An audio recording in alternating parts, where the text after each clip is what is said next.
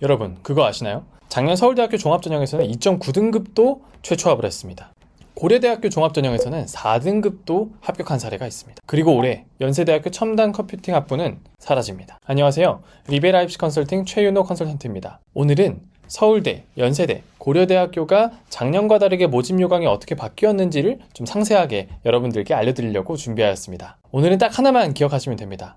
여러분들은 오늘 제가 알려드리는 내용과 함께 입결은 단순히 작년 것만 보는 게 아니라 3개년의 변화가 어떻게 일어나고 있는가를 보신다 라고 기억해 주시면 됩니다. 보시다가 우리 아이는 어디에 해당하지? 라고 생각이 드시는 분들은 댓글창에 상담이라는 2글자만 남겨주시면 저희가 선착순으로 무료 수시 전략 상담을 간단하게 도와드릴 수 있도록 하겠습니다. 여러분, 이 3가지 혹시 알고 계신가요? 먼저 첫 번째로는 서울대학교 일반 전형에서 바이오 시스템 학부는 내신 2점 후반대에도 최초합으로 합격한 사례가 있었습니다. 놀랍죠?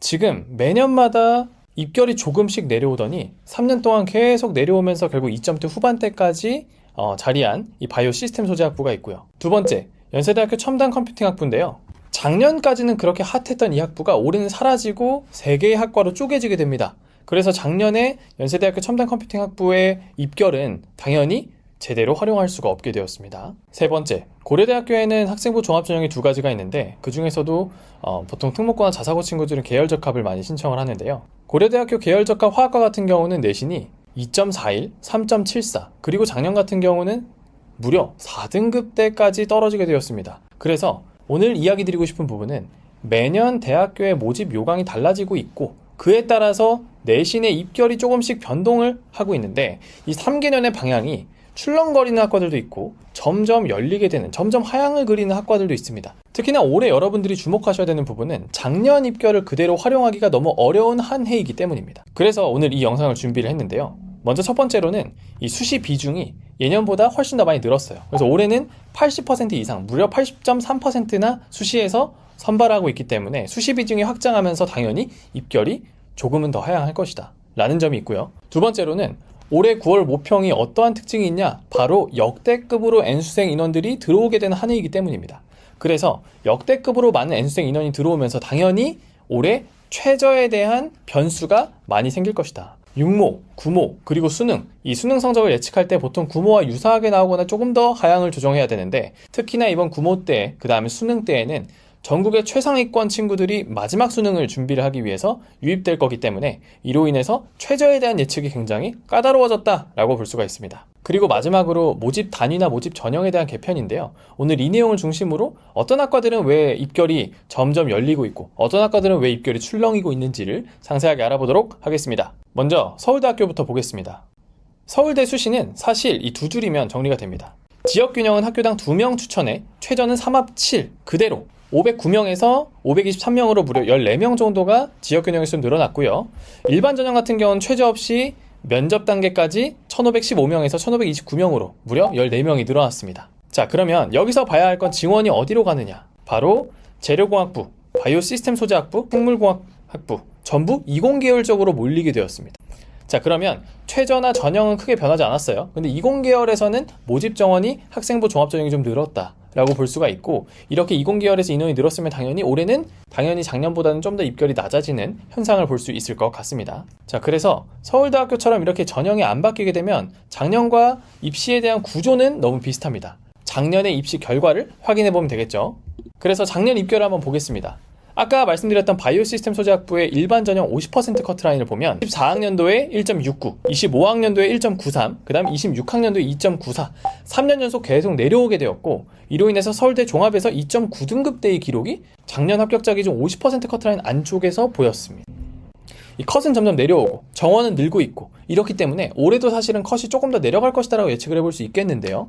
이 교차점이 사실 기회입니다, 여러분. 그래서 여러분들 이 흐름에서 특히나 증원까지 겹치기 때문에 여러분들이 원서를 접수하실 때 꼭 기록해놔야 되는 곳이 바로 서울대학교 바이오 시스템 소재학부입니다. 자, 다음으로 연세대학교 한번 보겠습니다. 연세대학교는 지금 보시는 표를 보시면 한 번에 보실 수가 있는데요. 보면은 교과 전형에서는 무려 17명이 줄어들었습니다. 그리고 논술 전형 47명이나 줄었습니다. 어디가 늘었을까요? 바로 활동 우수형, 종합전형이죠. 종합전형이 37명이 늘었고 국제형이 15명 늘었습니다. 이 부분을 보면 연세대학교의 방향성은 명확합니다.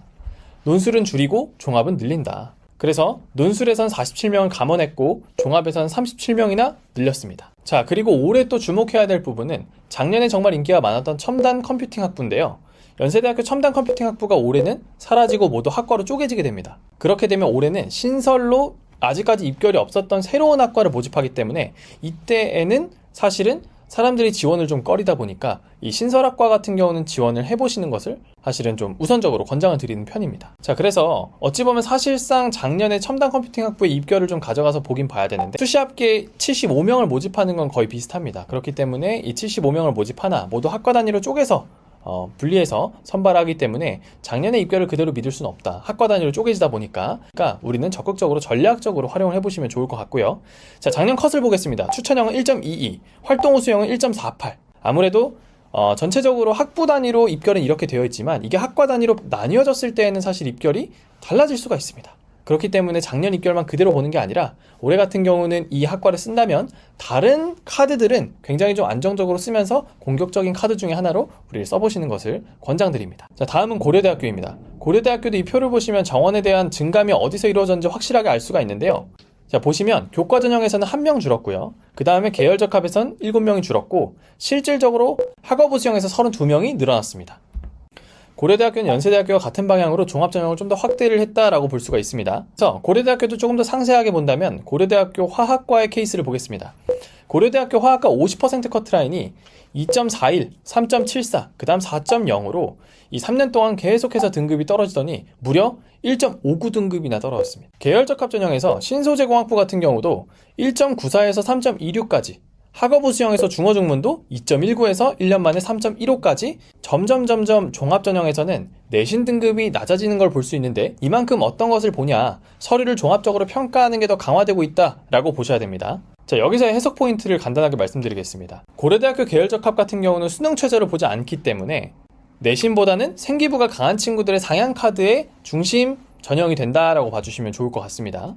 자, 오늘 서울대학교, 연세대학교, 고려대학교의 이 전반적인 변화 양상을 좀 종합해서 보면 딱 3가지로 정리할 수가 있습니다. 먼저 첫 번째로는 종합은 키우고 다른 전형들, 교과나 논술 전형은 좀 줄인다 라는 부분을 확인할 수가 있었고요. 두 번째로는 종합 전형의 커트라인이 점점 하향되는 추세로 이루어지고 있다. 그 말인즉슨 내신에 대한 강점보다 생기부에 대한 강점 중심으로 많이 보기 때문에 내신에 강점이 있는 친구들이 조금은 더 약세고 생기부에 대한 강점이 드러나면서 입결 커트라인이 조금씩 떨어지고 있다라는 부분을 볼 수가 있었습니다. 그리고 마지막으로 전체적으로 증원은 20계열 중심으로 이루어지고 있다 보니까 아무래도 20계열의 입결 커트라인은 조금씩 더 하향할 수 있다라는 점을 볼 수가 있었습니다.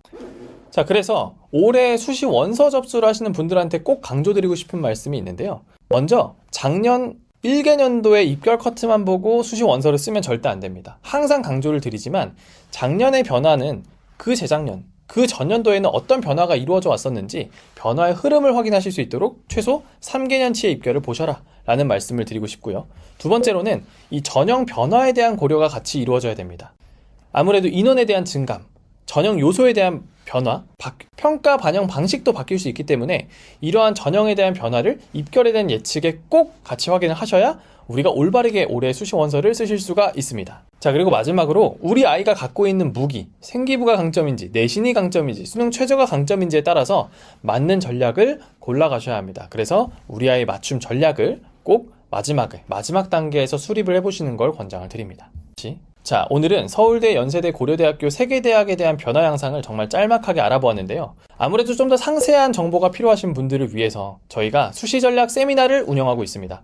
그래서 리베라에서 운영하고 있는 수시전략 세미나는 각각 대학 라인별로 전형 변화 요소, 입결, 그 다음에 올해 좀 어떤 학과들이 아무래도 지원을 했을 때 작년에 비해서 좀 더 입결이 낮아질지 이런 내용들을 예측을 해서 저희가 안내를 드리고 있다 보니까 수시원서 6장을 쓰기 전에 꼭 한번 리베라의 수시 전략 세미나를 참여해 보시고 올바른 결정을 하실 수 있도록 되셨으면 좋겠습니다. 그리고 뿐만이 아니라 여러분들, 우리 아이는 과연 이 전형 변화, 성적, 이 내용에 대해서 어떻게 고려하면 좋을지 막막하시다면 댓글을 통해서 상담 2글자 혹은 문의 주실 내용들을 상세하게 남겨주시면 저희가 선착순으로 간단하게 무료로 수시 전략 상담을 도와드릴 수 있도록 하겠습니다. 댓글로 많이 참여를 해주시면 감사하겠습니다. 그럼 저희는 다음에 또 다른 대학 라인들에 대한 분석을 바탕으로 더 최신화된 좋은 정보들을 알려드릴 수 있도록 하겠습니다. 여러분들의 막막한 입시를 도와드릴 리베라 입시 컨설팅 최인호 컨설턴트였습니다.